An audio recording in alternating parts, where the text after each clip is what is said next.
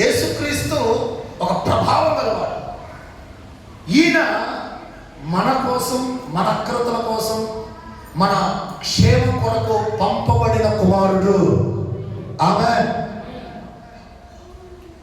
మీకు కూడా ఏదైనా అవసరం వచ్చింది అనుకోనండి, దీన్ని ఎలా తీర్చుకోవాలని మీరు కలవరపడకుండా ప్రభు అయిన యేసు దగ్గరికి వెళ్ళండి, చేతులు జోడించండి. యేసయ్యా, నాకు ఈ అక్రత తీర్చండి, నాకు ఈ కార్యం చేసి పెట్టండి, నాకు ఈ మేలులు చెయ్యండి అని రెండు చేతులు జోడించి దేవునికి ప్రార్థన చేయగలిగితే, ఆయన శక్తి గలవాడను నమ్మగలిగితే, ఆయన మహిమలో నుండి నీ అవసరతలు తీర్చును గాక. నువ్వు ఒక్కటే చెయ్యాలి.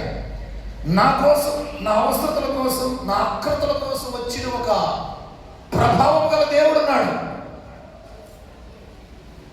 ఆయన్ను వెళ్ళి వేడుకోవాలి.